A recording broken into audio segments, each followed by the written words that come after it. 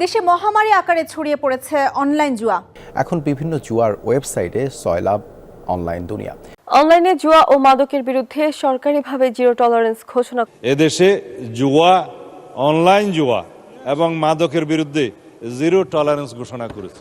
Online betting এখন আর শুধু একটি খেলা নয়, এটি একটি সুপরিকল্পিত ডিজিটাল প্রতারণার ফাঁদ, যেখানে টার্গেট শুধুই আপনি।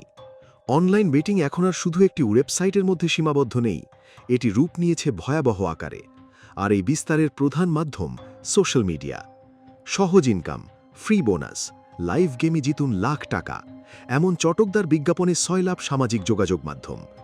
এই ধরনের লোভনীয় বিজ্ঞাপনই হচ্ছে বেটিং চক্রের প্রথম ফাঁদ। ফেসবুক, ইউটিউব, টেলিগ্রাম সবখানেই ছড়িয়ে আছে এই প্রলোভনের ফাঁদ।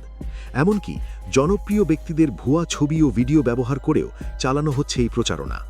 আপনি ভাবেন, আরেকবার খেলি, এবার জিতব।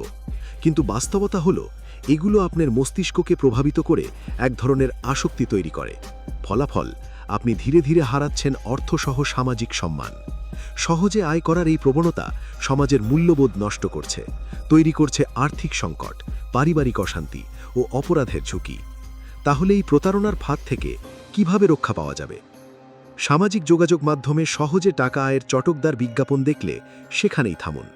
অপরিচিত লিঙ্ক ও ইনবক্সে আসা মেসেজ এড়িয়ে চলুন। যে কোনো প্রয়োজনে আইনশৃঙ্খলা বাহিনী ও সাইবার ক্রাইম ইউনিটকে জানান। সচেতন হন, অন্যকেও সচেতন করুন। মনে রাখবেন, জুয়া খেলে কেউ জেতে না। জুয়ায় হারলে শুধু আপনি নন, হারে আপনার পরিবার, হারে আপনার ভবিষ্যৎ।